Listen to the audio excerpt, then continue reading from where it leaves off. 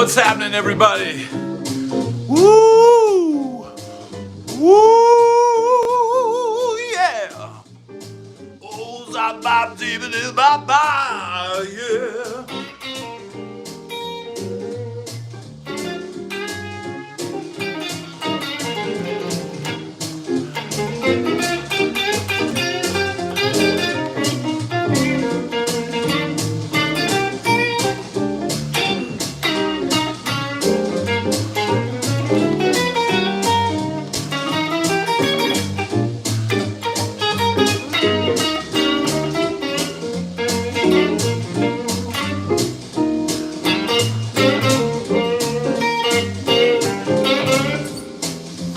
Woo! What's happening, everybody? Oh, yeah.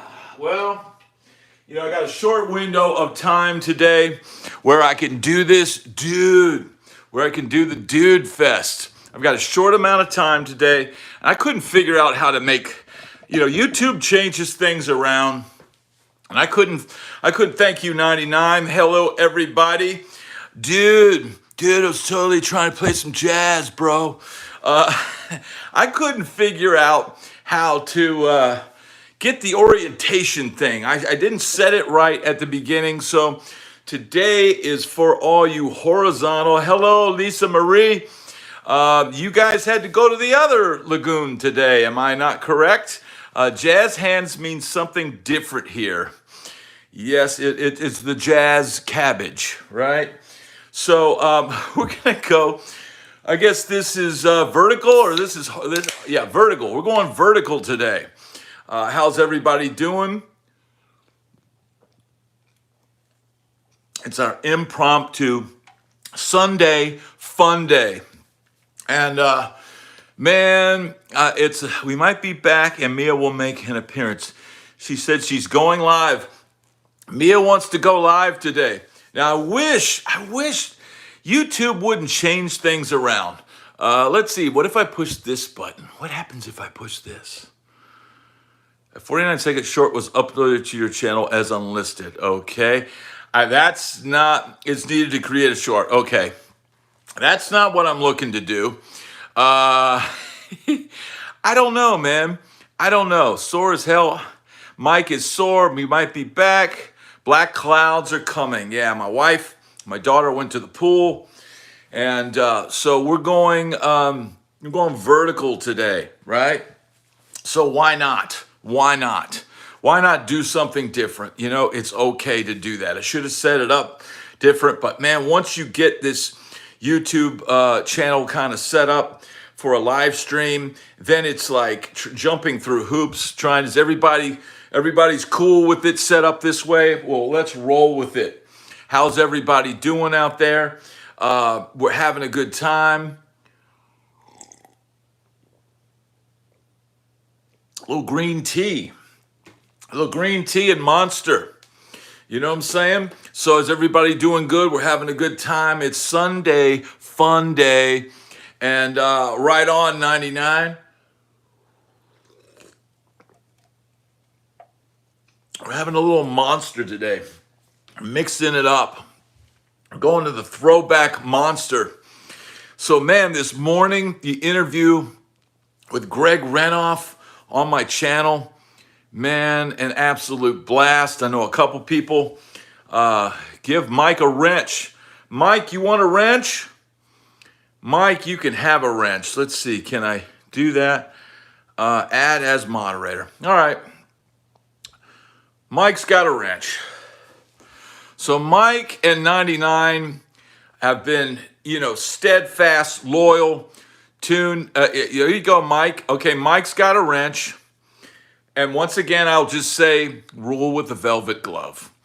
I don't mind things getting a little spicy in the chat, but I can't always, even on the Breakfast Club, there's going to be some mornings where maybe I don't make it to the chat. It's like, so yeah, we got 99 and Mike, the two best moderators in the business.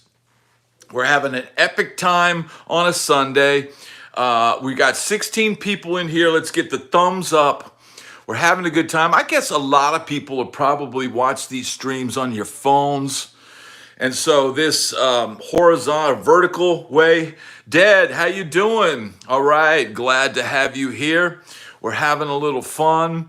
We're rocking and rolling. We're talking about Van Halen. We're talking about the Sunset Strip.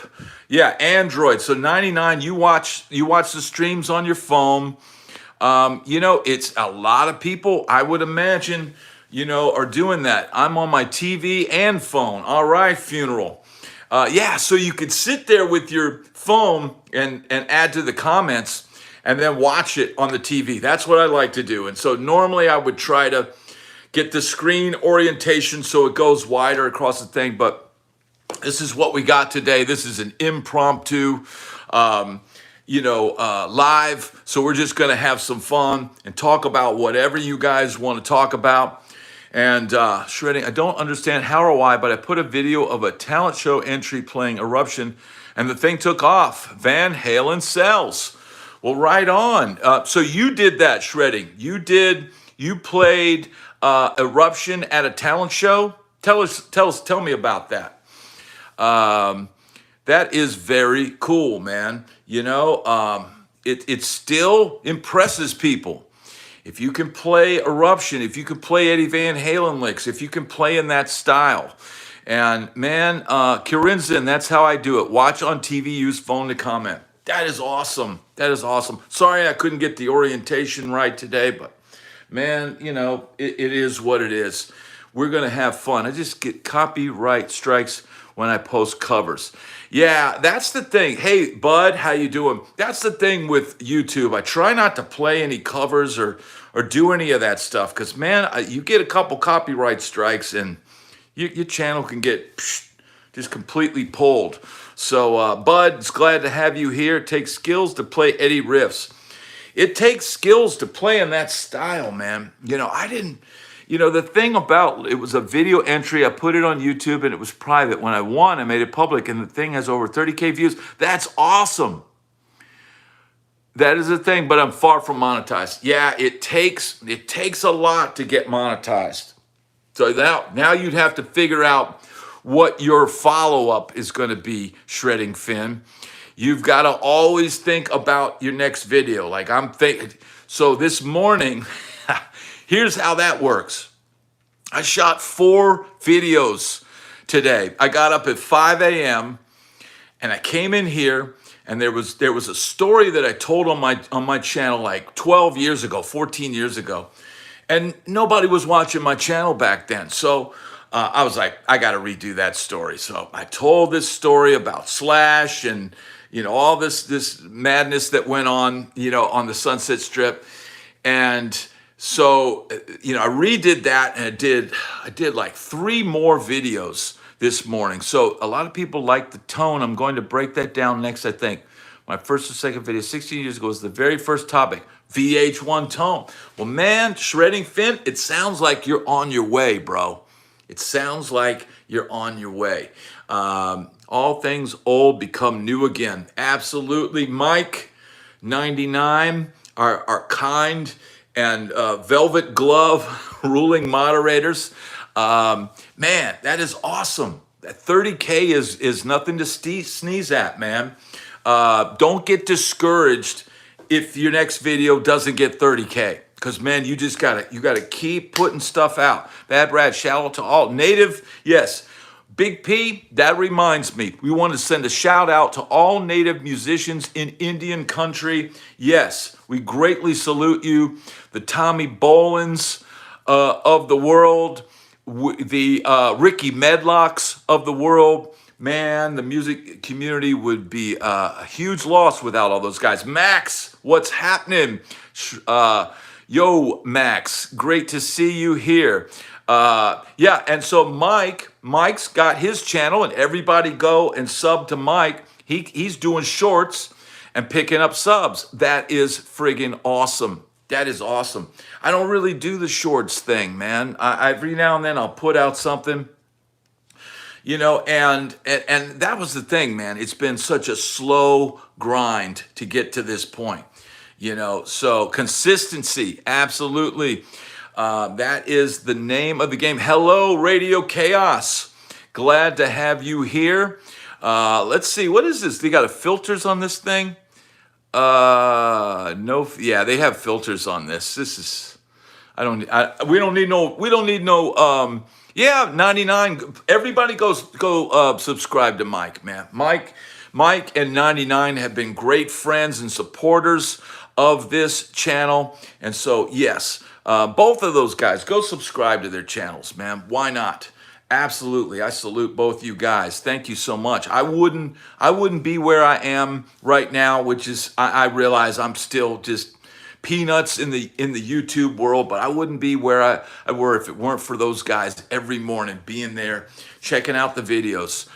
We need a metal wig filter. Corinzin, that is what we all need. And yeah, check them out, Funeral. Absolutely. That is what we all need, is metal wig, bro.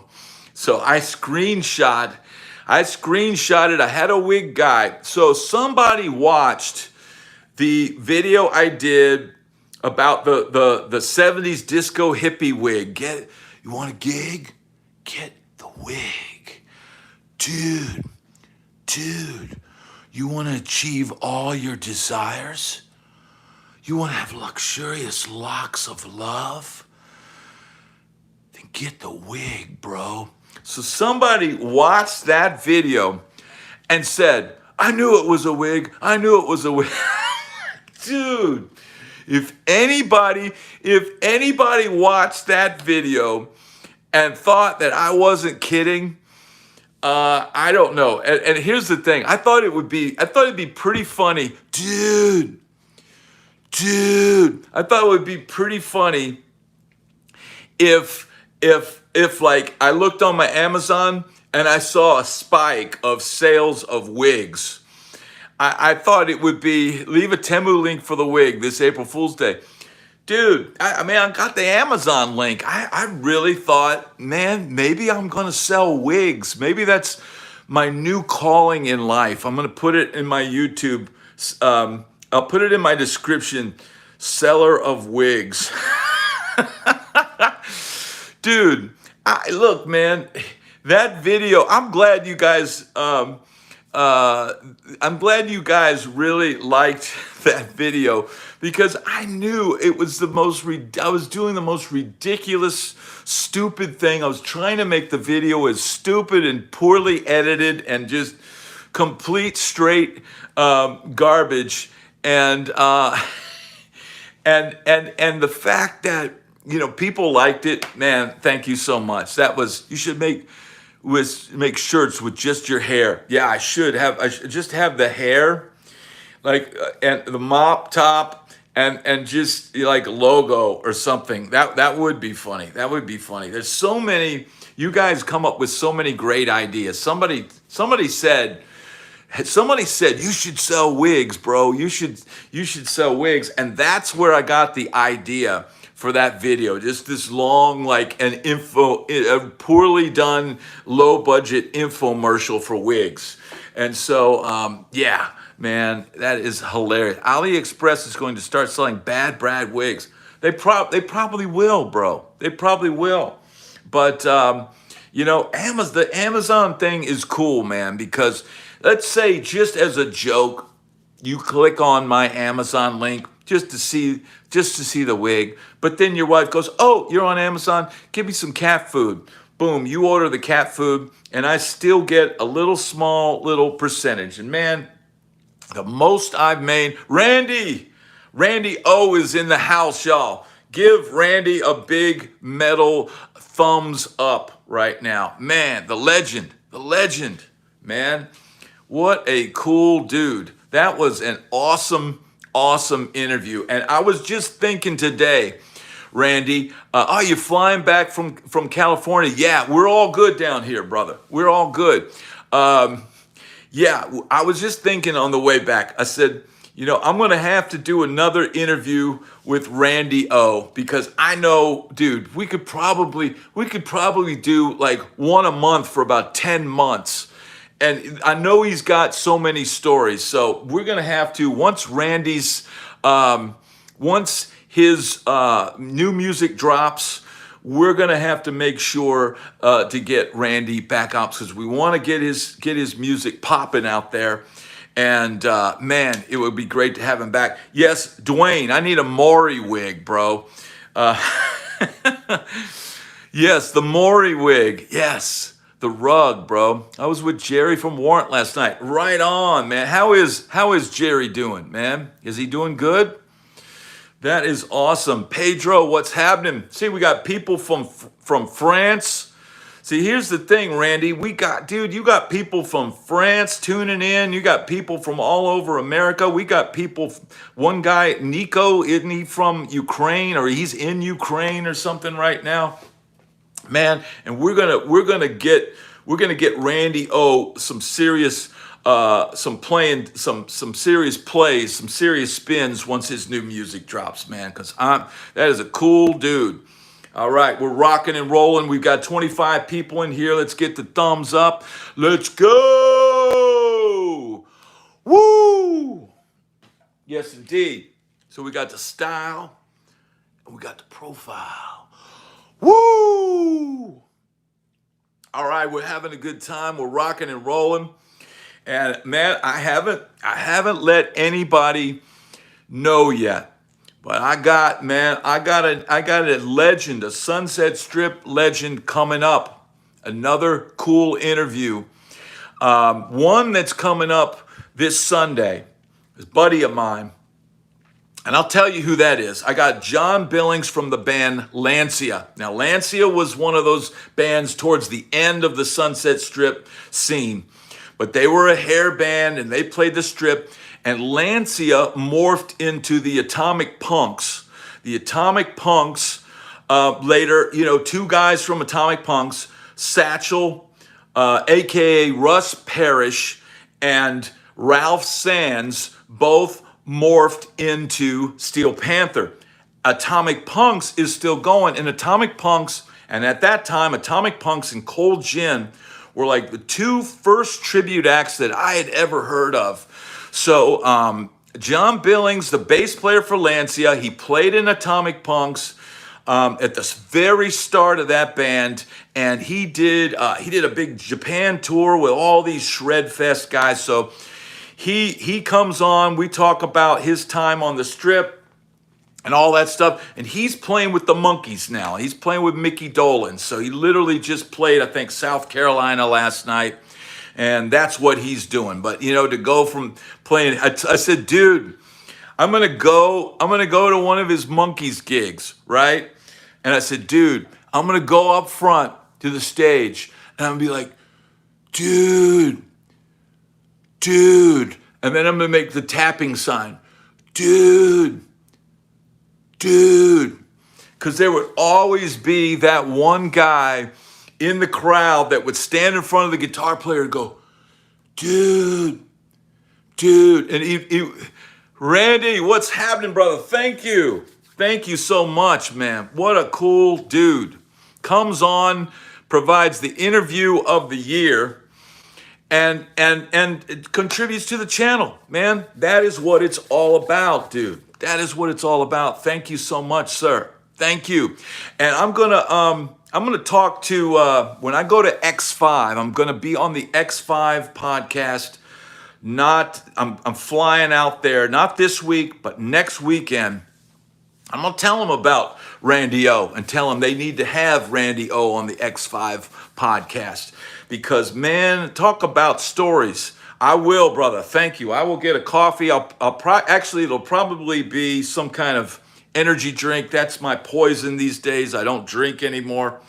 And but I do when I do these live events. I'm reaching back for the old school, hardcore energy. So Shredding Fin says, I would have loved to experience one of those shows at Gazzari's. Nobody knows Gazzari's probably better than Randy O. And that's the truth, because, man, for Bill to put his stamp on your band and say that Randy is the next David Lee Roth, and to be pumping that band like that, man, that speaks volumes. Now, I played Gazzari's on the back half of that era, and I never saw Bill Gazzari once. So man, he has got the stories for days. We're going to have him back, and we're going to do, and you know what? I might help him with his channel. I might say, hey, Randy, I got some ideas, man. So if he ever wants, help, I'll go on his channel. We'll do a podcast on his channel one day, man. I'm all about helping everybody. We got the moderators in here, Mike and 99, and those guys was Gazzari's Mob Connected. I believe, and Randy can back me up on this, Mike Bill Gazzari, obviously any name with a, what is that, an I, that's a vowel. Names with vowels on it were generally Italians. The guys that ran the Rainbow, those guys were Chicago guys. The guys that ran the whiskey was Elmer Valentine. I believe he came from that era. You did not want to screw around with those guys. The way you carry yourself in the Rainbow or Gazzari's or any of those places, those mob places, you don't want to owe them any money. You don't want to insult anybody. You don't want to strike any women. They all had connections. That's right. Those guys were connected guys. And just like my little jank ass Valley band that played the Strip, we had a mob guy. Their father had been Dean Martin's bodyguard. He was a big Italian bodybuilder guy back in the day. And man, you don't write those guys bad checks. You don't owe them any money. You don't double cross them. You disrespect their women. And as long as you do all that, man, you're good, and they got your back. So, those guys were all connected. It's still, it's like that's why the Strip was run so well. There wasn't a lot of, there was stuff going on under the tables and stuff like that, but it was all done, how you doing, Jack? How you doing, brother? Yes, indeed.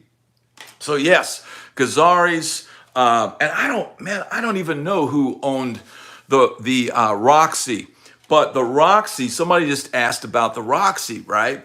And the Roxy had that little club above it called On the Rocks. Now, Randy, I'm sure you've been up in that little secret club. I had played the Roxy and didn't even realize that On the Rocks was like this little thing upstairs, right? Code of Honor, City Drums, exactly. So On the Rocks is this little hidden club. And I remember one time we got a call to the hotline, and they said, hey, you guys, we'll get you into On the Rocks tonight. Here's the code. The code is Scooby-Doo or something stupid like that. And so we go to the front door of the On the Rocks, and there's this security guy sitting there, and he's like, when we go, Scooby-Doo? He goes, right this way. And we go upstairs, and there's this bar, and it's dark. And this is right around the time of the Heidi Fleiss stuff, before she got popped. And I had heard, and maybe Randy can back me up, that had been kind of the hangout to where they would meet. These stories are so cool. Thanks, Brad and Randy. Thank you, 99. So yeah, that On the Rocks place was a trip. We went up in there. And, it was just like a bar and some seating areas, and there was a decent amount of crowd. And that was one, I'm not 6'2" like Randy. I'm like 5'11", 6 feet on a good day, right? And the weird thing I was standing in there, and I felt like I was like the tallest dude in there. I don't know if it was because it was all these little business guys or something in there, but it was a surreal experience. And it was shortly after that Heidi Fleiss got popped, and they mentioned On the Rocks as one of those places where they used to hang out and get clients and stuff like that. So a lot of stuff going on under the radar. All right, I think, hey, Amir, do you want to come in here? I don't know what they're doing. They went to the pool, and it must have started raining. Randy he's got now he's at the age where he's got grandkids. I've got a daughter. I've got a 3-year-old. So that's a challenge with my old ass. But you know what? Us rockers, we're strong and we can rock on. So anything else? What do you got? What else do you guys want to talk about? We're having a good time. We're having some fun. We're rocking and rolling. Um, we're just doing the thing on a Sunday fun day. We got to get a little shout out to everybody in here. And is any other places that people want to know about? Bonnie's 5'5" of pure rock God. That Ronnie is, yeah. Who? Dio, Ronnie James Dio. What a voice on that guy, though. What a voice. Good story about Roxy Club. Thank you. No problem, Roger. Thank you for saying that. The Roxy was, I think, was the premier club on the Sunset Strip, and I still think it probably is. No problems from the hurricane, Jack. Not on this end. Not where we're at. 5'11" and a half. Well, there you go. Yeah, Corinzin. It's who's asking. Oh, funeral parade is 6'2". All right, we got some tall cats in here. That's good. That's good. You guys will be the center, and the rest of us will be. Good to hear. Yes, sir. 99 is safe too. And I tell you what, North Carolina got hit, I think, harder than even Cedar Key or somewhere like that. It seems like I talked to my aunt this morning, and she just got cell service back, still has no power, and she has water, but the water's running brown out of her thing. But she's not even near a body of water, but she's near where that stuff is going. So, the singer in Mike's band is 6'7". Wow. Didn't know you were live now, Brad. Was cruising through YouTube looking at those Friedman IR pedals. Hope everyone was doing well today. Freddie, we're glad that you stopped by. Is that a new? Yeah, East Tennessee got hit hard as well. The Friedman IR pedals. Oh yeah, those are cool, man. Freddie, those are super cool. I have not tried one of those. I just don't know if I don't really need it. If it rains 1 foot at the top of the mountain, you get 5 feet at the bottom. Wow. So that's what's going on up there. Scott knows because he's in South Carolina. Are you all right over there, Scott?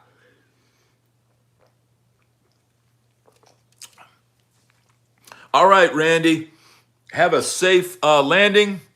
And I'll talk to you soon, brother. Text me anytime. Thank you. Appreciate it. Will do. Anytime, brother. I'm here. Roger Bone Brad is no stranger to danger. So Roger must know the band Shock if he's going to say that. Brad is no stranger to danger. Or maybe you're just saying that saying, but I was just pulled up today. I was looking to see. Rock on, brother. I was looking to see, did I ever see Tool or Megadeth on the Strip? Max is asking. Never saw Tool. I don't know if they were even playing there when I was there. And Megadeth, I never saw on the Strip. Okay, Scott, you're safe. Okay, good. Foot of rain, high winds, lots of leaves down. So, yeah, just saw Tool last October. Great show. Well, right on. I did my video about working concert security and working that Tool show, and that was a trippy experience, man. Leslie S., still watching the interview in increments on the telly while checking in here on the mobile now. Awesome, Leslie. Thank you so much. Yeah, the interview's great. I got another good one planned for next weekend. And then after that, I've got a little gap there. I'm wondering who I need to have in that gap while I'm out at X5. Now, there's a possibility next weekend I'll be able to go live. But the weekend after that, I'm going to be up in Alabama. I might not be able to go live, or maybe I'll go live from my hotel room, a little impromptu live. That could happen. We'll see. I don't know what kind of schedule I'm going to be on once I go up to do the X5 podcast. I don't know if they're going to be working me all weekend or if it's just go do the podcast for an hour and you're done. So I'm definitely going to defer to them. And so I don't know if that weekend, that's the weekend of October 11th, if I'll be live. But next weekend, I will be live at 1 p.m. as usual every Saturday. Sunday's more of an impromptu, informal type thing. So Mike just said you should interview some of the girls from the Strip. I bet those would be great stories. Mike, you're reading my mind. I was thinking that too. And I'm thinking, I don't know a ton. I do know some. I don't know if, I don't know if women want to kiss and tell that much. But I need to interview some. I definitely need to. And sadly, there weren't as many that I know that were performing on the Strip. There was a couple, but I don't know what happened to them. Interview the professional groupies. Oh, okay.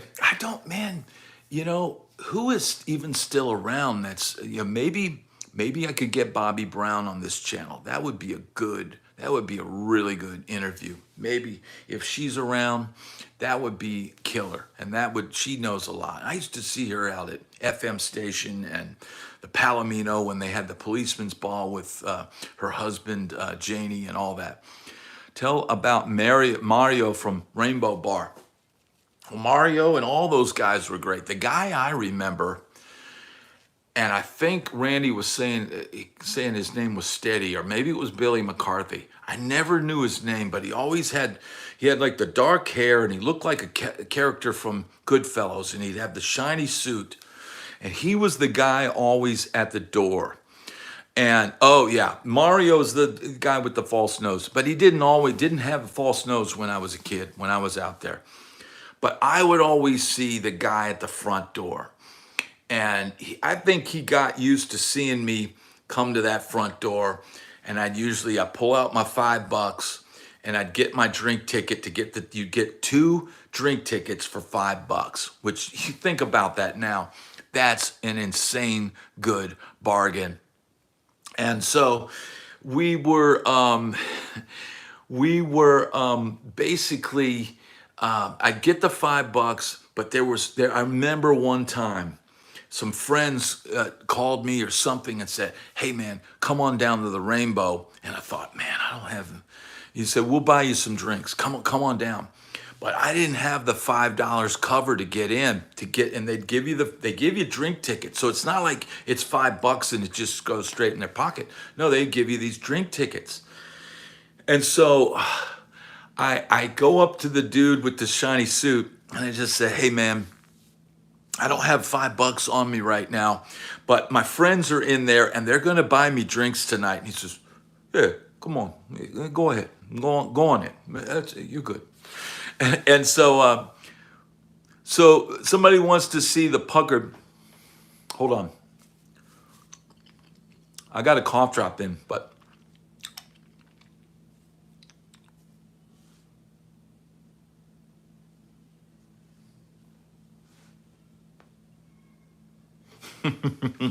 Somebody wanted to see if any groupie has a YouTube story and contact that way. I'm thinking they're out there. Leslie, I think you've got a great idea and you're on to something. And I've thought about, which one of my friends, I remember Bobby Brown was on Married with Children. Yes. She was also on Star Search. I'm just, la vie. I have to think of who would really be able to tell some great stories of those days. And who has here's the thing, most people, no problem, Jimmy. Most people have like something they want to promote, whether it's their music or their book or something. And so they come on these things to tell their stories and come passed out stripper girl. Yeah, I didn't even know that girl's name. The passed out stripper girl. Did you see? Yes, Max. I normally use standard tuning when I play, but I usually have a couple guitars tuned to Pamela DeBar's is one, but she was before my time.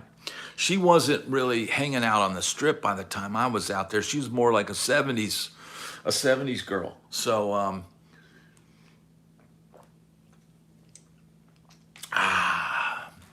Pamela DeBars, yeah, she would be a good interview, but she's almost kind of like not even like promoting her books and stuff like that. I need to find somebody that writes a book. Actually, there is one girl that wrote a book that was a groupie, and she was with Roth and a bunch of different people. Connie, sweet Connie is gone. Um, I know a bunch of, there's a few of my that are friends with me on Facebook that I remember from back in the day, but man, I think most of them don't. They're married or something, and they don't want to tell these stories of back in the day. It's like I even have to, I'm married, so I can't like just constantly regale you of these, debaucherous things that happened. But I can definitely, give you some clue as to what it was like, back in the day. Yeah, I bet her book, you couldn't put it down. Yeah, I mean, it's an incredible story. Didn't all the strippers in Girls have black fishnets, Corinzin? Didn't they all? Right? Man, and all the places they sing about in that song, the Body Shop and the Seventh Veil, and all those are on the Tropicana. Now, dude, you want to talk about a cool spot? Was the Tropicana? Does anybody know about the Tropicana in the LA days? The Tropicana was a mud wrestling place, kind of like, remember the movie Stripes with John Candy, and he gets in the ring with these girls in this pit of mud? That was the Tropicana, except the Tropicana would have this ticket, and they would have all these girls. Yes, Felix, you're right. You're absolutely right, Felix. Some are better left untold. But that Tropicana, dude, we used to love to go to that place. They would have girls straight out of like, this is this month's cover girl of Cherry magazine, and this is Penthouse Pet from, and they would have all these girls, and what they would do, they had an auctioneer. And the guys and they had cheap beer. They would, like, you could get a giant pitcher of beer, and I think it was maybe $13, which, man, you could have 4 or 5 guys with you, and it'd be enough for everybody to have a brew. So you would get these cheap pitchers of beer, and they start auctioning off the girls for mud wrestling. And the highest bidder, who wants to wrestle Cherry? You want to do it. And both used to date Apollonia. Yes. Talking about David Lee Roth and Prince. Tommy Lee. Yeah. So, Maytay. Yeah.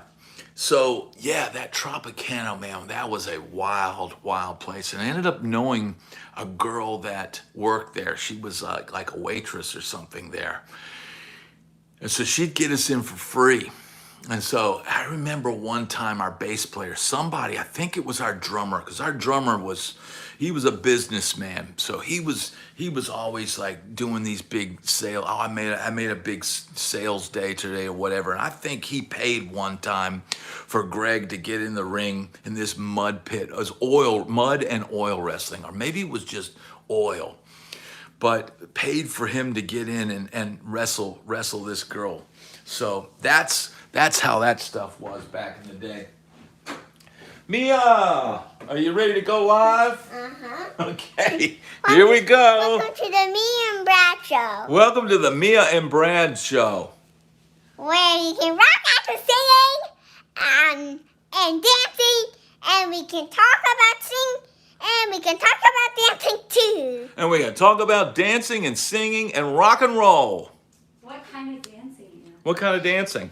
Tap dancing. Oh, you like to tap dance. Is your favorite tap dancer Sammy Davis? Uh-huh. And can you sing the Candy Man? Bam, tap, Candy is my favorite. You like candy? You would eat candy all the time, wouldn't you? Yes. And Okay, Mama's calling her. There you go. Thank you.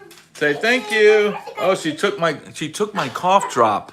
Isn't that how it works? Thank you guys. Backhand. She had, dude. So Mia will walk. She walked into Macy's one day. She's 3, and they walked into Macy's, and she just announces in the whole place. She goes, "Get your pancakes, pancakes for free. Get your pancakes." And she just, and she said, "Why did you do that?" And she said, "I did it because it would be funny." So yes. At the makeup counter. At the makeup counter at Macy's, she's announcing that there's free pancakes. Come everybody, get your free pancakes. So yeah, and then she got on, there was some place where they went shopping, and they had a little stage, and she got up on the stage and started, "Come on everybody, watch my show," and she started tap dancing on the thing. So yeah. Oh, you're back?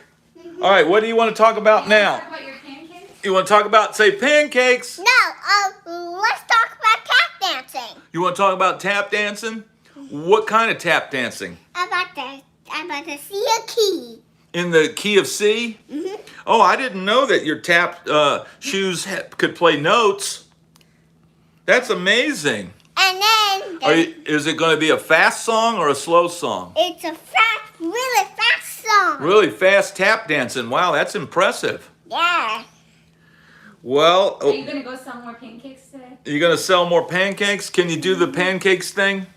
Pancakes, get your free pancakes, Chris. Pancakes for everyone, right? She doesn't even eat pancakes. She doesn't even eat pancakes, but she'll give you pancakes, right? Say pancakes, pancakes. Pancakes. And then sing another rock and roll song. You want to sing another rock and roll song? Yeah. And that's rock and roll. All right, what song are you going to sing? We're going to sing about England. England. We're going to sing God Save the Queen. She ain't no human being. Sing it. God Save the Queen. She ain't no human being. And there's no future. And England's screaming. Right? She doesn't know that song. No. Pancakes and yeah, exactly. All right, Mia, go on. Thank you, guys. Thank you. Say thank you. So there we go. That's a good one. Punk is still alive. Yes, it is. Found where some groupies of this are featured doing it for the band. Yes, I've seen that, Leslie. I have. Gabby, the Guns N' Roses girl, and many more. They are in it. Yes. I wonder if I can get a hold. Look, here's the deal. Pretty much the interviews that I've done so far on this channel have been people that either I reached out. Now, I started off, my first interview was probably smart as hell because I interviewed Roger Carter. And for one, Randy O says Roger knows every rock star in LA. So this interview I've got coming up in a few weeks, you're going to be blown away. I've got a genuine, currently touring rock star that's coming on this channel. I'm still not giving it away. So yes, I'm still not giving away who this interview is with. But man, you guys are going to want to see this. So if you haven't subscribed to the channel, make sure to subscribe. If you want early access to all those videos in the members section, you can become a member of the channel. It helps the channel out a lot. And man, we've got some really cool stuff on the way. I shot 4 videos this morning. A lot of steam, yes. I bet some cool people are going to be getting a hold of you. Yes, so anybody that wants to do an interview, I had the guitar player for Godsmack send me an email. Now, I'm assuming that it was him, but I said, dude, he's like, hey, really like your channel, your expertise on rock and roll and all this. What about live Zoom chats with Bad Brad? Well, Anarchy, are you talking about one-on-one Zoom chats? I mean, let me know what, because I'm new at this, man. What do people want to see? So the live Zoom chats, I guess, you could probably, yeah, help with interviews from the grave. Yeah, you want me to interview Jimi Hendrix, and I'll do his voice. Or I tell you what, I could interview Elvis, and I could do his voice. Well, man, let me tell you something, man. I don't know, man. I was singing this song, man, and next thing I know, man, I woke up, man, and I had a peanut butter and banana sandwich in my hand, man, and it was something else, man. Dude, you're really working hard at making your channel work. Thank you. I'm self-motivated. I'm super hyper motivated. Thank you, Felix. Thank you. I'm putting in the work, man. So you guys saying that and noticing that I'm putting in the work, I think the positive movement of this channel is propelling the channel. You can have Zoom chats with your members. Okay, well, here's the deal, Anarchy. If you join as a member at the highest level, it's Rock God, right? And that includes, it's like a tone consultation. So that includes a Zoom meeting. So if somebody wants a guitar lesson or a tone consultation, or just shoot the what, they can join, become a Rock God, and that is included in that membership. And I forget, I'm gonna have to look at that and see the terms of that. I'm not sure how long. I think if everybody, someone says, tell about a Busch Garden story. If you can imagine playing Busch Gardens and the world's greatest bass player is playing in the country show, black bass player with his black brothers, and I walk by and I don't see them. I'm backstage and I hear this chicken picking guitar, like I'm thinking I'm gonna see some big fat white dude just chicken picking his butt off on a Telecaster. And I walk around the corner and I see Victor Wooten, Roy Wooten on drums, Future Man. I see Joe Wooten, Hands of Soul on keyboards. And I see Reggie Wooten on a Squire Strat, just chicken picking through, what's that song? I'm just a country boy, country boy. Was that Ricky Skaggs or something like that? And I was like, and then I think Victor Wooten picked on the next song, he picked up the fiddle and started, and started playing that. I'm like, what in the, so I was like, dude, I was like, dude, those guys could play anything. They didn't care. They knew, I mean, look, those guys would have rather been playing, Sly Stone's greatest hits. Those guys would have rather been doing their own R&B tunes or touring with an R&B artist or whatever. But the gig that they needed to do was playing at Busch Gardens in the country show. And it was down the street from their parents' house. So, it's which Wooten played with Steely Dan? Now, Mike, I don't think any did, but I'm sure Victor has played with Keith Carlock and all those guys. So, but he's never actually played with Steely Dan. That's something I don't know.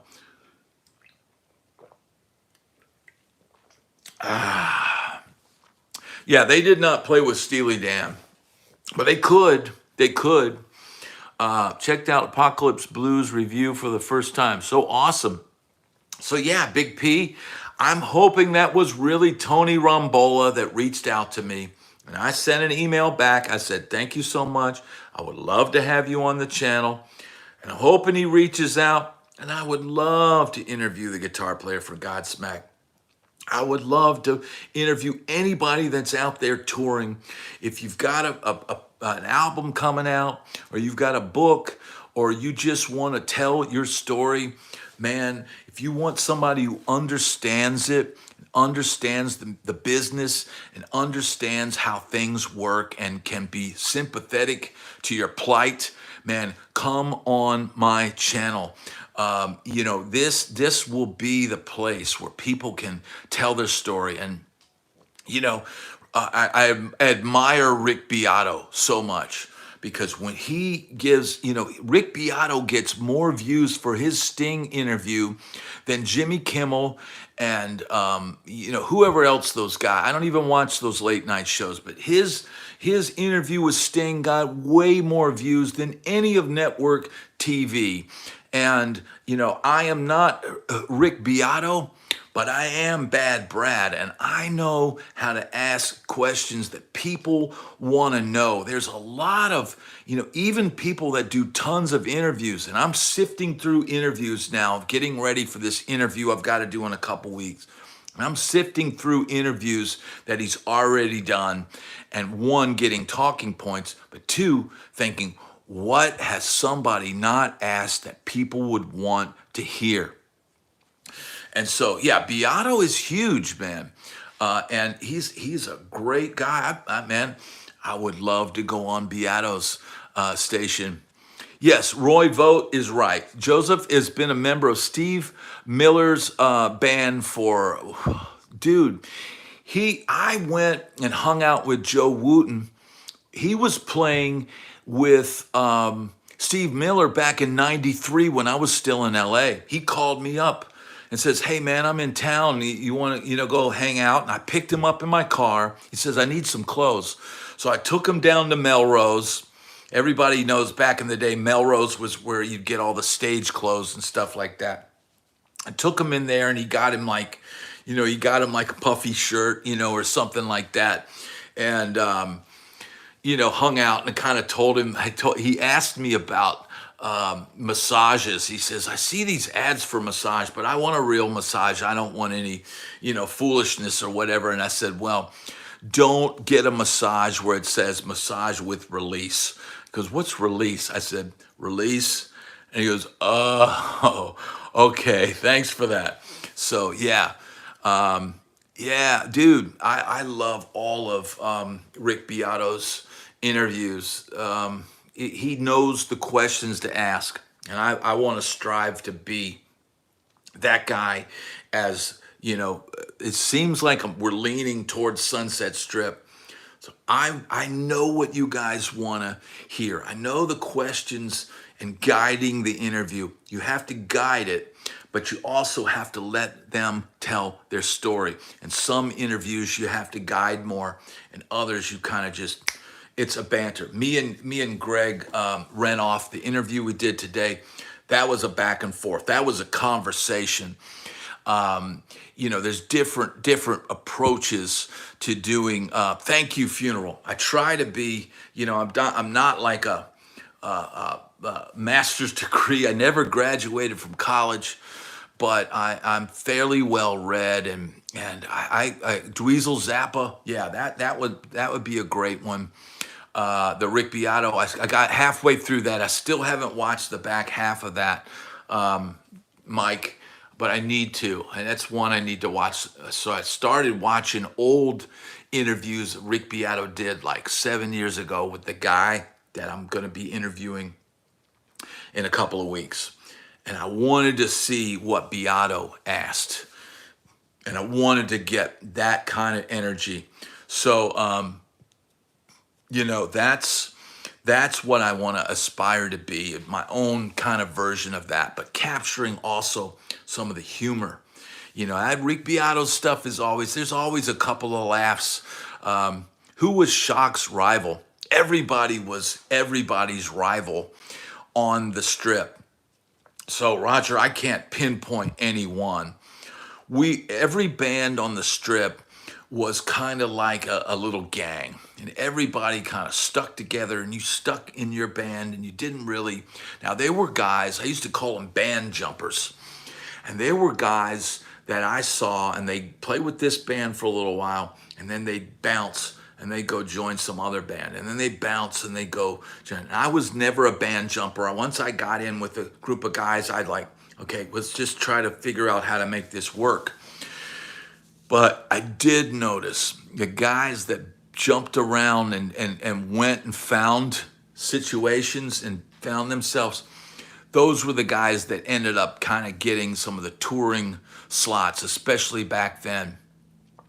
That all of a sudden they're like, one guy I remember showed up, all of a sudden he's driving a Jaguar. And he's like, he got the Neil, what was the guy from Motley Crue? Vince Neil. He got the Vince Neil gig, and all of a sudden he's styling and profiling. Thank you, Roy. We'll watch the second half after the live stream's done. Thank you, Roy. Man, I appreciate it. I got to get Roy on the channel as well, because I know Roy has some experience with the LA thing and the Nashville thing, and man, I know he's got some he calls them campfire stories. I know he does. So maybe, I tell you what, Roy, reach out to me, or I'll reach out to you. Let's figure something out in the next couple of weeks, because we need to get some different perspectives, and Roy can probably give the transition to one, teaching, but also LA to Nashville, and kind of all the differences and stuff in between that. Set up some guitar battles, Brad. Real life cutting heads. That would be crazy. Felix, my cutting heads days are over, man. I don't have any interest in that. I like creating. So give me a good rhythm section, get it cooking, and I'm down. Let me take some solos with a good rhythm section. That's all I want to do.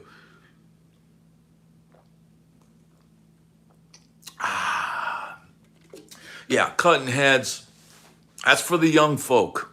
Zappa plays an ovation after every song they played so well. Wow. Oh, I can be a judge. Man, here's the thing, dude. Like, even judging something like that, Felix, I would have an opinion about who was better and who did what better, but I don't really like to listen to tons of this all over and over again. What I like is a great song with the perfect solo in the middle, and and then some tasty licks on the back half. That to me is Roy. So Roy's got some Jocko stories. Okay. All right, Roy, we're gonna schedule you. We're gonna schedule you. Let's do it not this coming week. Well, we could tape it this week.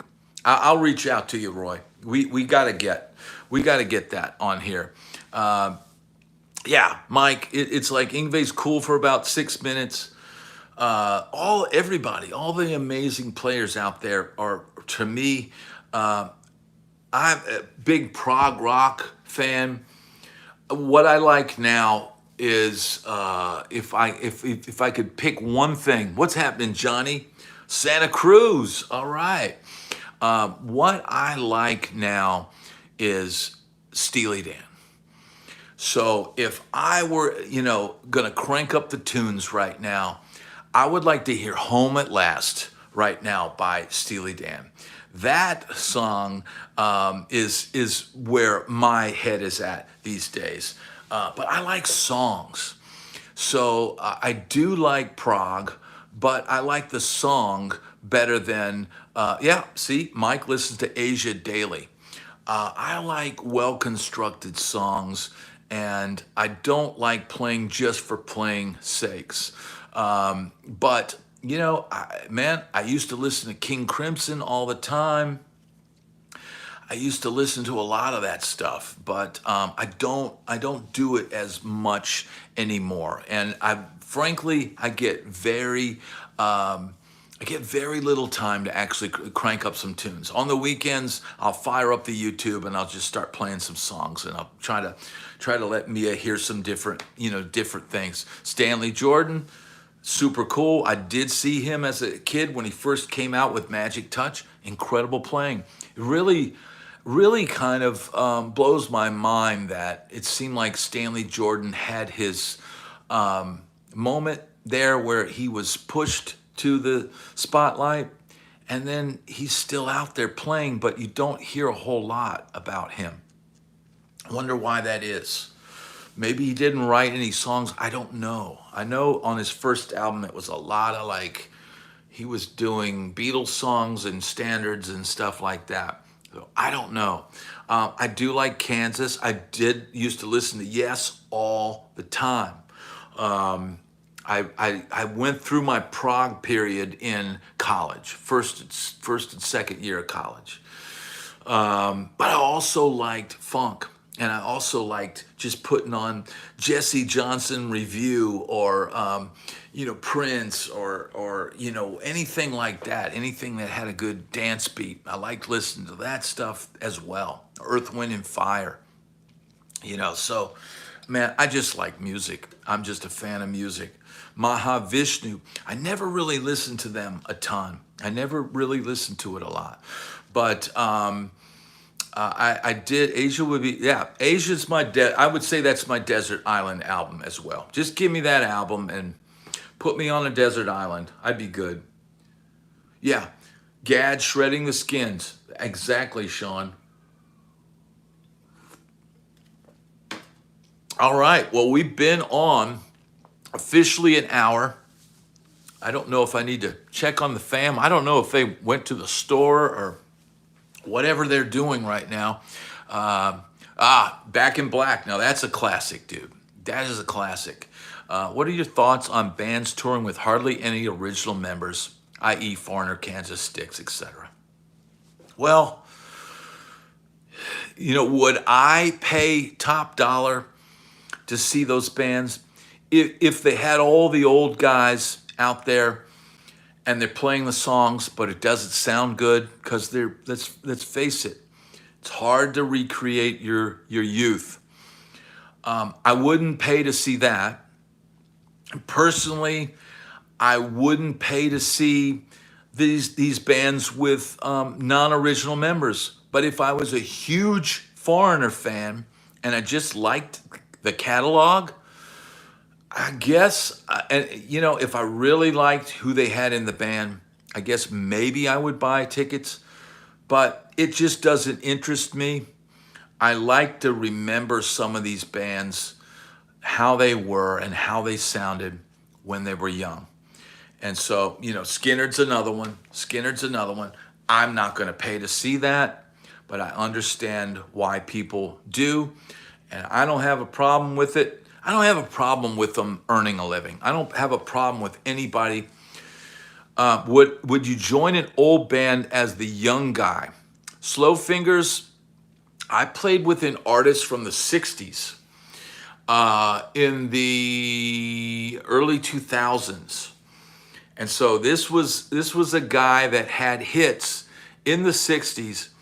And I went out on tour with him doing these fly dates and cruise ships and all that kind of stuff. And it's not so much fun playing for, I hate to say it, because I'm going to be there one day myself. I'm pretty close to it, but blue hairs. Let's just put it that way. It's not as much fun as playing for a bunch of 20-year-olds. Let's put it that way. So one reason why I always liked playing corporate events and weddings in Nashville is because the audience is almost always, 50 or 60% young. Yes, their parents are there, and yes, the grandparents are there, but the rest is the friends of the bride and the groom and all that. And so there's young people there. And, I noticed like the guys on the oldie scene, it would be kind of depressing because you go play these gigs and you have a couple old ladies, pinching your cheeks or whatever.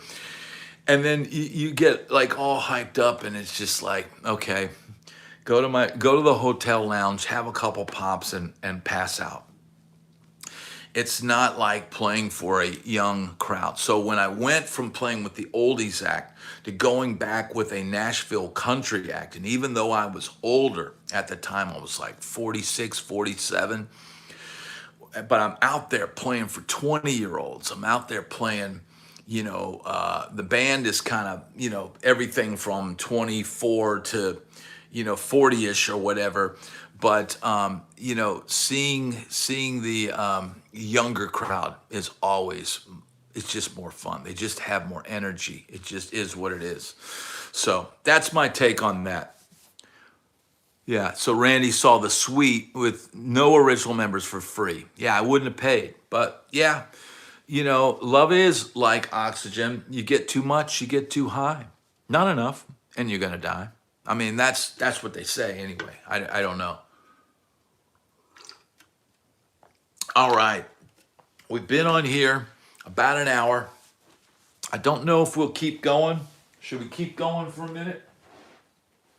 We'll keep going for a minute. We'll rock on. And does anybody have any playing questions?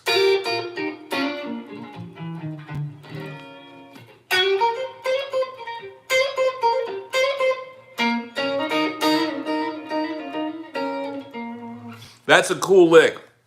If y'all don't know that one. So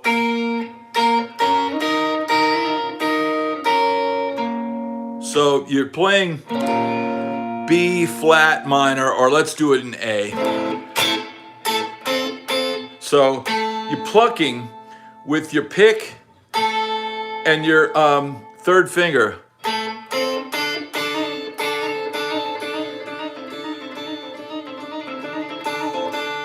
So you're hitting that.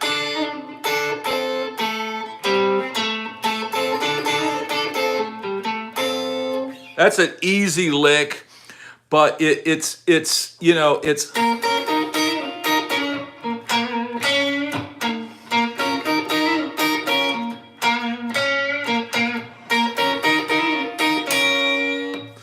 so yeah, that's a cool little easy lick.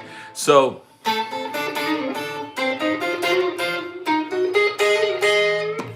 that's one way. It is Pual. It is good. Look, every experience is a good experience playing. So yeah, somebody asked about warm-ups.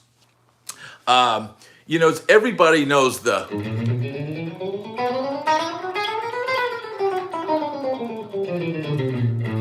You guys all do that? Is that something? That's something I'll do. It just when I should do a stream with just playing name. Licking the licks. I thought about almost. There's one live that's in the archives where I just was going and turning on different backing tracks and playing solos. And it's in there. If you go through the live section, those videos, it's just me playing along the backing tracks. And I didn't really know. I didn't really know how to do a live stream or anything, and I didn't know if that would build, an audience. But I just did that for like the first time I went live, I think. Copper penny finish. Yeah, it is this is a super cool guitar.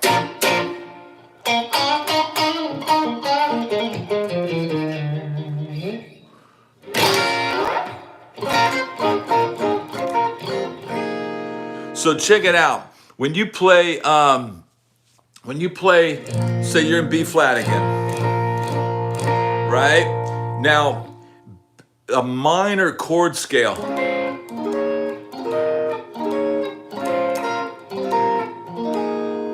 I could substitute all of that for B flat minor. So if you're vamping and the song says B flat minor,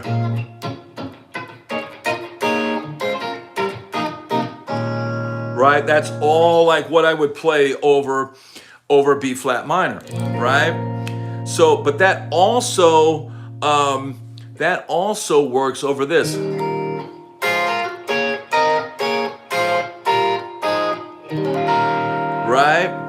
So the same rule applies when you're playing the blues. You're playing major over the one chord, right? And then when you go to the four, your minor. So check it out. What you can do, you're playing over this, your major stuff, and then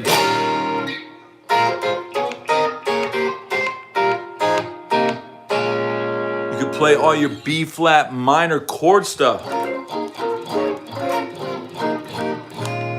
over that four chord. And it makes you sound like you know what the hell you're doing. But all I'm doing is seeing that B flat minor with a 9 on the top is this. But also E flat, the James Brown. It's the same shape. So I'm like,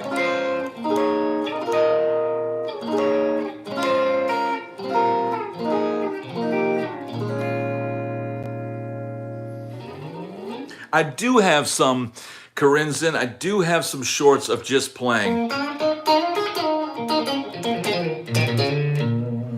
Yeah, I did. That is kind of modal stuff.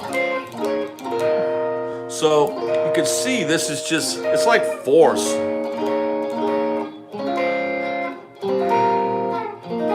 And then C minor, B flat.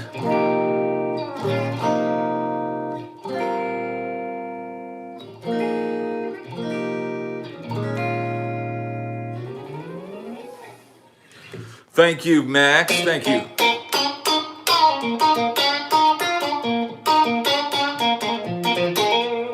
Yeah, and then you could do these, you know, these Eric Johnson, and then minor or major. So 1, 5, 3, or say.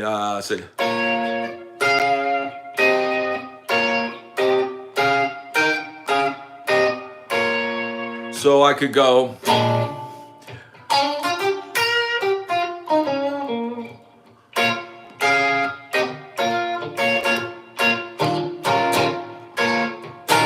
Right? You could substitute that B, yeah, the spreads. You can separate the stuff. Now I've talked about in other videos where when you're leading into the four chord, so major, that's your mixolydian, right? And then right before you go to that four chord in the blues, you've got a chance to play that melodic minor scale up a half step from the root.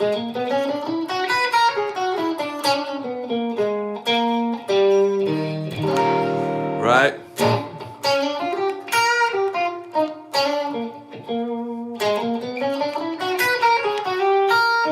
And then resolve to E flat.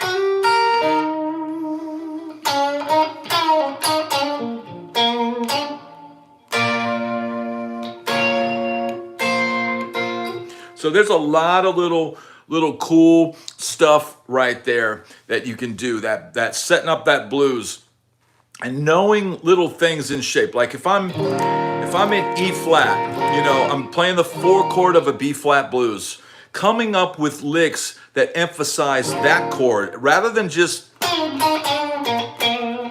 you know, during the whole blues when I go to the four. Coming up with things in the shape. And you could also add that Lydian flavor.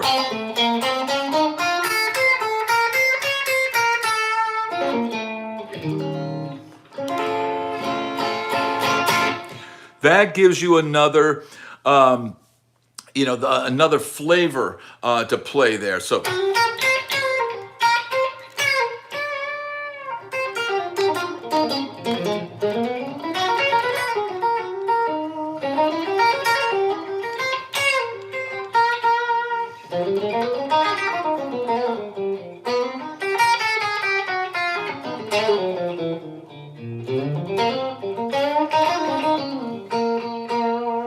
So what I was doing there was playing the turnaround.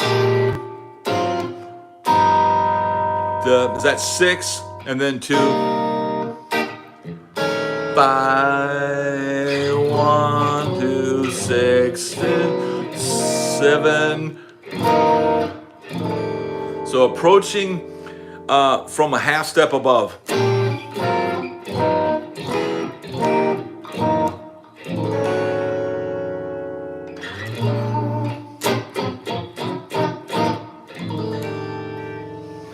You guys getting that out there?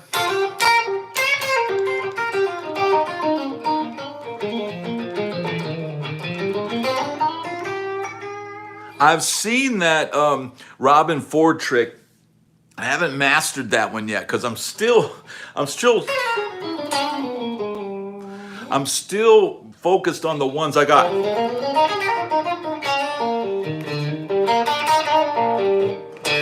So, and then there's the minor third trick. So when you go to this 2-5 to C minor 7 to F altered. So over the C minor 7, and then over this, go up a minor third. Is that right?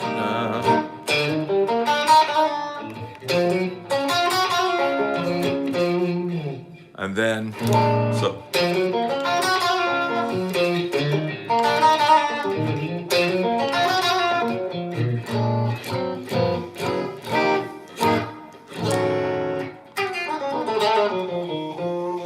Every time I'm playing like a 5 to 1, I will play that altered, it was the second mode of the melodic minor scale.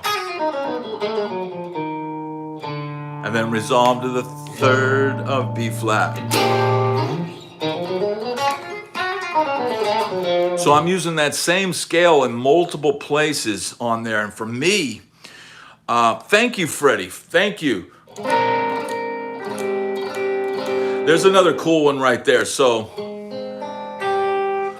substitute this for and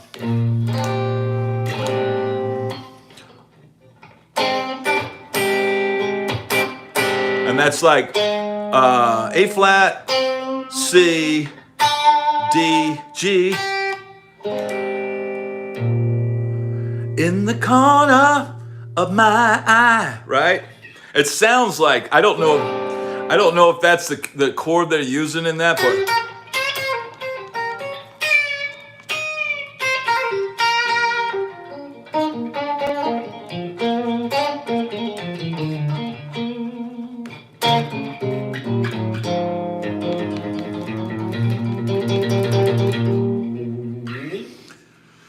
yeah, Sean, you just get little ideas, but you know, the basic thing is this, playing the major over the 1 chord, then playing the minor over the,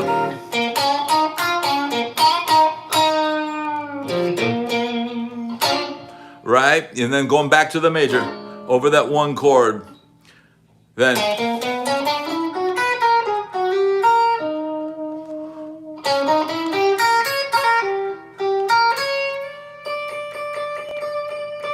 and then down to the,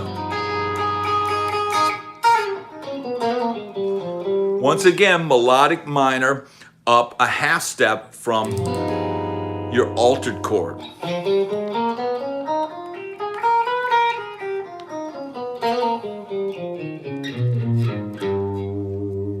Yes, melodic minor a half step up from, okay, what that is, Maxwell, is when that becomes a 5 to the 1. Now the E flat is the 1. Think of each time you're playing a dominant that it's going to lead to this chord, and now technically you're playing on. So it's like a temporary dominant. And what it's doing is it creates tension. So even though this is the 1 chord of a B flat blues, when I'm setting up the 4 chord, it becomes the 5 of 4. So that's when I'll play.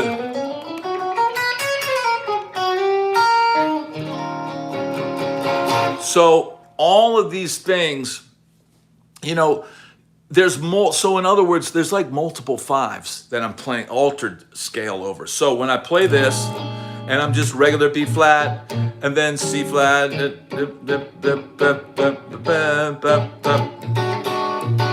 then I altered it to the 4 chord, right? And I play over that half the minute. Right? And then back to the 1 chord, 2. And then this is the 5 of the next 2, 5, 1.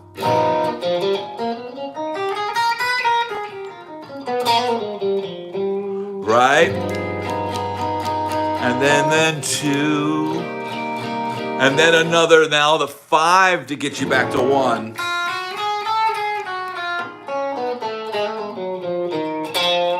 Melodic minor up a half step from every one of these dominant altered chords in the blues. Every single one of them. Any easy advice Freddie is asking, ways to memorize all the notes on the fretboard? Yes, very easy. A, B, C, D, E, F, G. It's ABCs. So A, B, C, D, E, F, G, right? Same thing. A, B, C, D, E, F, G. So find where all your A's are. Here's an A, 5th fret. So here, let's see, where's the A here? E, F, G, A. You know, and it's ABCs, and it all repeats. If you're up here,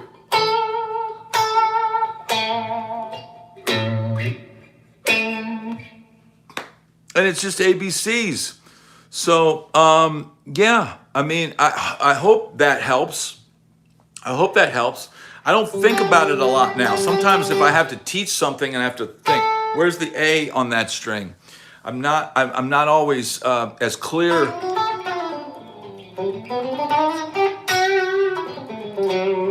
That should, you know, get you thinking about it. So I hope that helped a little bit. I know it was kind of a simplification, and I know it's a little bit harder than that, but you know, there's a lot of patterns on the guitar.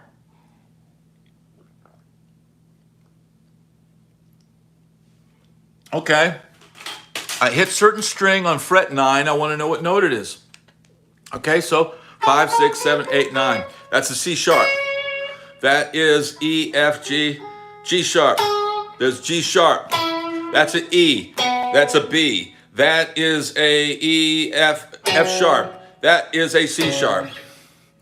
You know, you just have to do it. Get one of those posters with the guitar neck on it and put it next to your bed and stare at it before you go to bed. And work on one string. Work on one string a day until you got it memorized. There's so much to learn, and I don't know everything. I just know what I use to get me through gigs. And I knew just enough to, you know, to be able to, yeah, you have to think about it, Freddie. Well, don't feel bad, because I have to think about it. It took me a second. C sharp, E, F, F sharp, G sharp. You know, I had to think about it for a minute. That's okay. You know, just be able to think about it melodically.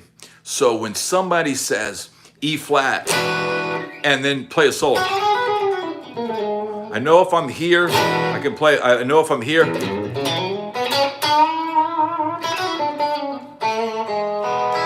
I know where the E flat, I know where my E flat, I know where my E, you know, mixolydian is. I know, you know, there's a few dead spots for everybody, and we all have our favorite positions and favorite keys and all that.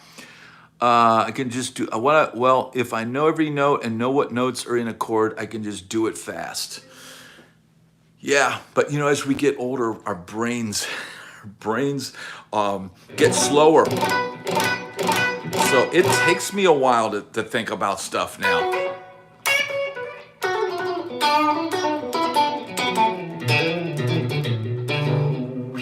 See, shredding says memorizing the 7 scale positions. See, from my understanding, shredding, it's 5.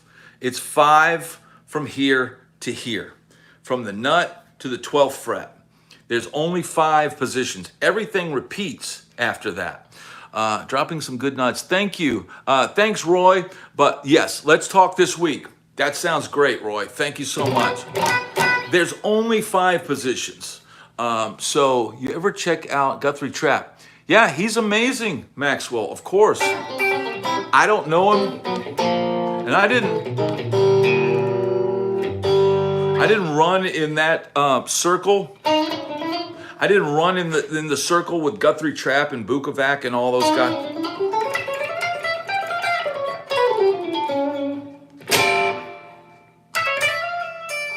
You know, depending on who you're playing with and what they're doing, what the rhythm section's doing, some guys, if you played stuff like that over a G7, they would look at you weird if you're doing that. But some of the guys that I would play with were more jazz, kind of guys. And so that would be my survival mode. When they start playing some outside stuff and start trying to trip me up, then I have to be able to play some, I have to play some different voicings and do some things.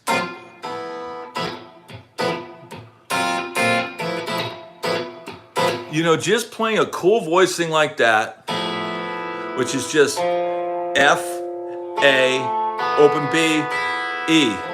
And that's a sub for G7, right? And just playing that and playing half step up.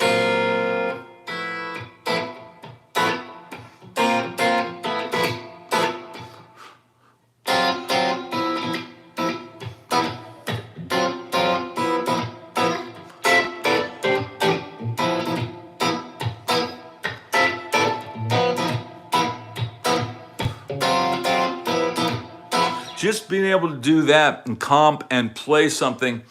Thank you so much, Jeremy. I want to learn some jazz. That has to go a long way.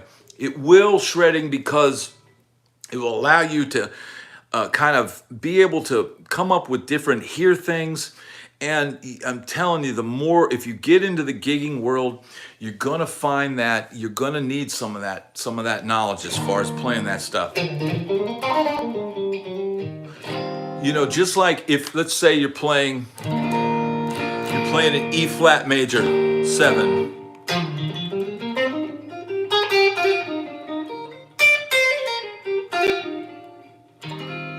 Being able to play some stuff like that, being able to play over a major 7 chord, being able to play over a dominant 7 chord, being able to play over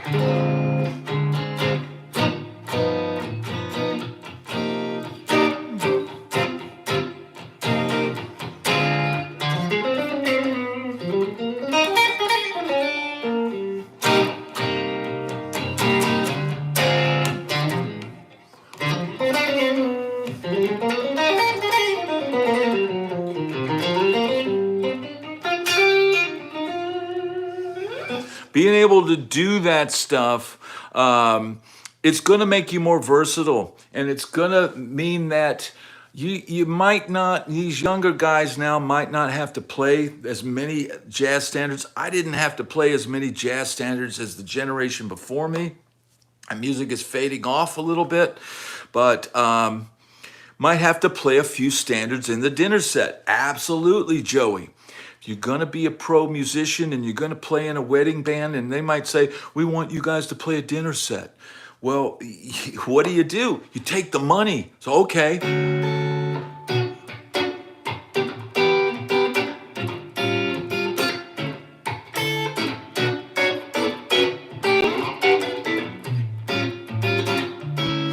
Right? I mean, do you think modes with those? I kind of do think modes. I know the caged guys, think that, but I need more notes than just the triads.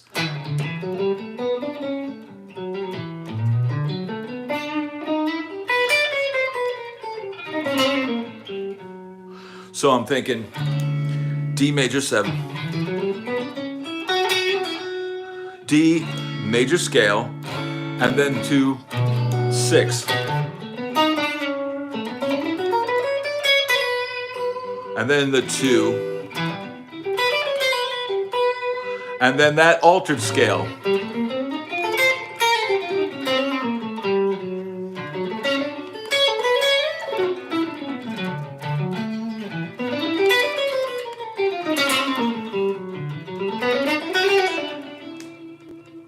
You know, it's gonna make you have sound more like you know what you're doing. I am not a jazz guitar player. I would get eaten alive if I went up to New York and tried to play with those guys. But man, I don't want anybody to clown on me on a gig. When they call a jazz tune, I want to play a convincing solo, and I can fake it with the best of them. Dizzy Studio would add that it also helps to realize that relative major and minor chords can often use the same scales, therefore making for simpler thinking. Thank you, 99. You know, this is somewhat of a different live stream today, but I think it's important, man, to realize, you know, it is about the music. And, you know, we can talk about strippers and Sunset Strip and groupies and stuff like that all day. But man, the reality is we all want to become better as players. And as you get older, I'm not going to sit and try to out-shred the shredders. You know, I'm not going to try to out-tap, you know.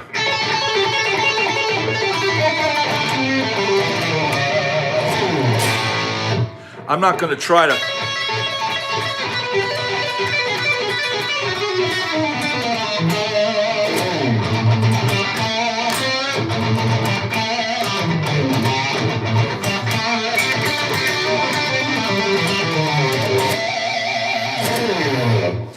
You know, you're going to play gigs in life where you're going to need to play some fake jazz, and you're going to play gigs where you got to play some metal at the end of the night, and you might have to play some country, you know.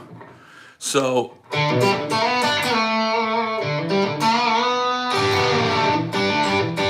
it's just about music, man. And if you know enough, you can play whatever style of music you want, and it doesn't matter.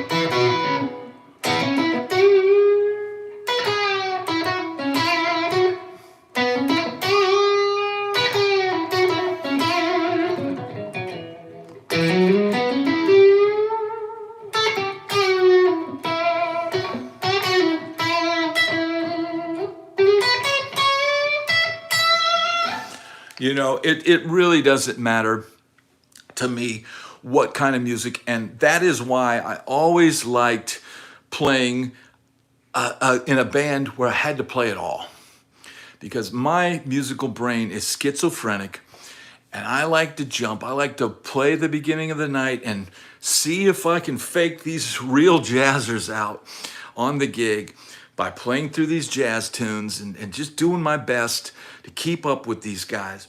And then at the end, you know, later on, as we start getting into the rock and roll and stuff, and they just, you know, try to take people's heads off. And that's, you know, for me, that was always more fun than just being stuck playing the same songs every night, night after night. So I like to play a wide variety of music. It keeps me on my toes. It keeps me interested. And it certainly is a lot of fun. Well, thanks everybody for a great live stream. I had a lot of fun. Thanks for tolerating me playing guitar for a little bit today. And man, I really appreciate everybody tuning in. Please hit that thumbs up, hit the like button. I will see everybody on the Breakfast Club tomorrow at 8 a.m. Everybody have a great, stellar rest of your Sunday. Take care, and I'll see you all soon. Thank you so much. Have a great day.